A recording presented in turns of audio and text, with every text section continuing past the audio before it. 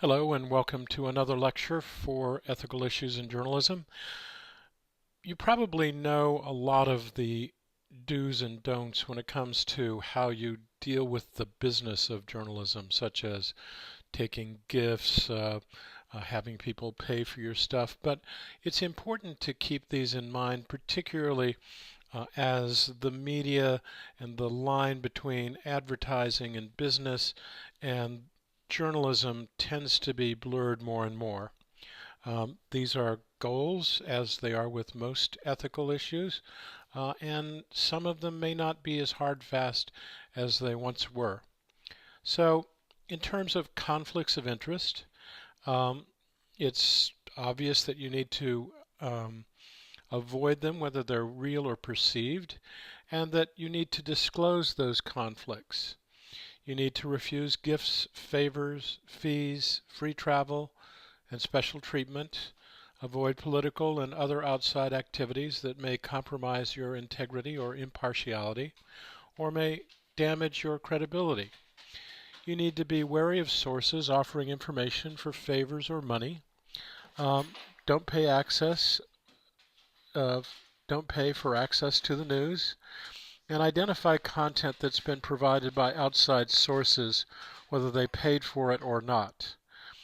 You need to deny any favorable treatment to advertisers, donors, or any other special interests, and resist internal and external pressure to influence coverage.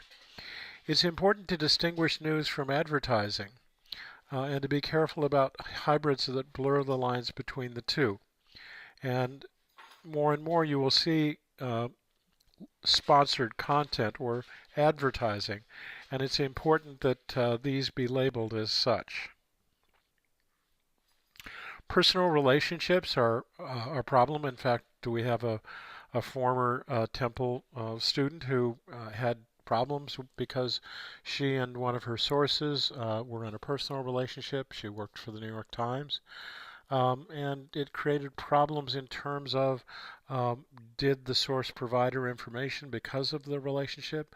That may not have been the case, but there was a perception that the personal relationship affected the professional relationship. So journalists and their managers must realize that these relationships could be perfectly acceptable between other adults outside of journalism, but there's a problem when it becomes a journalist-source relationship.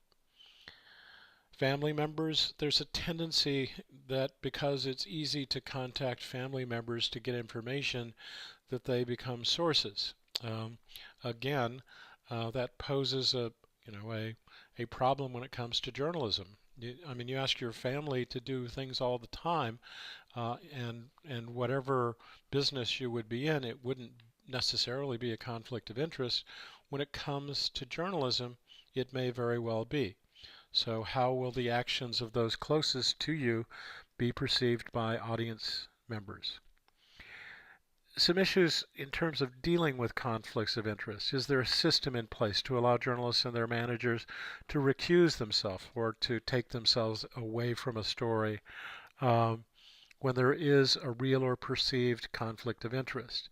Do reporters and editors have a clear picture of what constitutes a conflict that's large enough to call for someone to be withdrawn from a story?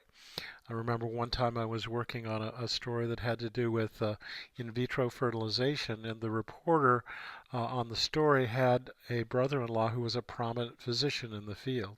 The reporter and I talked about it, and we decided that it would be best if she not work on the story.